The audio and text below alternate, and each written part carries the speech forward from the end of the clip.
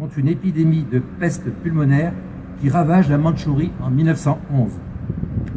Des milliers de Chinois y laissent la vie, ainsi que de nombreux médecins, dont son compatriote brestois Gérald Mesny. Puis, il devient professeur de physiologie à l'école impériale de médecine de Tientsin, dirigée par son ancien de santé navale, Joseph Chabannex. Il a ainsi la tâche de former, par ses cours en anglais, les médecins chinois de ce prestigieux établissement. Victor Segalen aura encore besoin de beaucoup de courage lorsqu'il est amené à traiter en avril 1913 le même Chabannex atteint du typhus. Il assistera pendant plusieurs jours à son agonie. Avec les moyens médicaux limités de l'époque, on peut imaginer la souffrance du médecin qui a vu disparaître impuissant son vieil ami. Mais ne soyons pas pessimistes. À cette époque, la réputation de Victor Segalen est au plus haut en Chine. C'est ainsi qu'il est choisi par le premier président de la République de Chine pour soigner son fils victime d'une chute de cheval. Cette activité exceptionnelle, qui a reçu l'accord des autorités françaises, se poursuivra jusqu'en juillet 1913.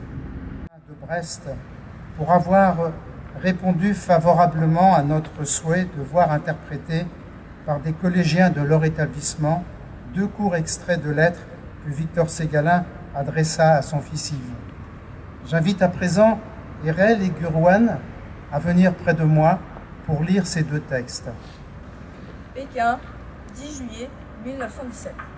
Mon cher petit Yves, je ne sais comment tu fais, mais tu arrives toujours à glisser dans le courrier une lettre qui m'arrive de 6 à 8 jours en avance sur les lettres de maman. Tu as dû payer les Russes pour cela.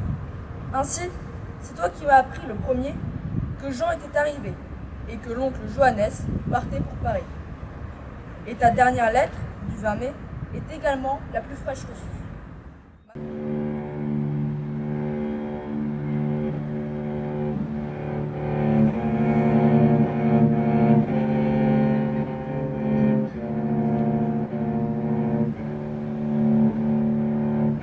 J'entends une musique inhumaine, une rumeur qui se fait chant, vaste bruit dont un hymne sourd.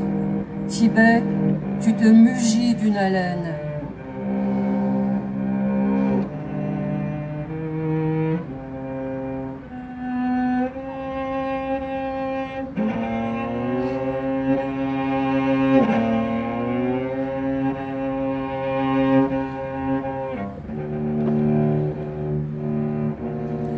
Tout ton pays parle, il suffit que chaque pic jette son nom. Le gong tonne haut sur Chambachong.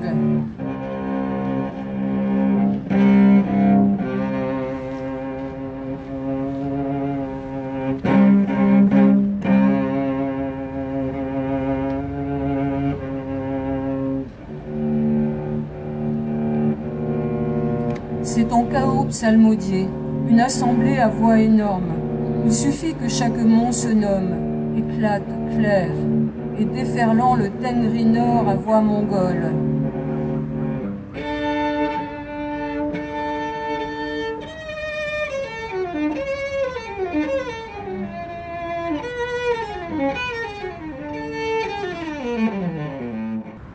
Ainsi, sans arène il faut pas, sans licol et sans étable, sans mérite ni peine, tu parviendras, non point ami, au marais des joies immortelles, mais au remous plein d'ivresse du grand fleuve diversité.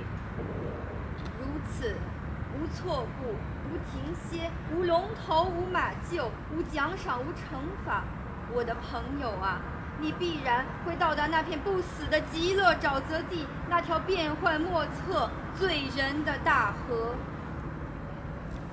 Soyez sûrs, soyez certaines, toute une horde aux 10 000 sabots a passé fougueusement sur le tertre en la 3e terrasse.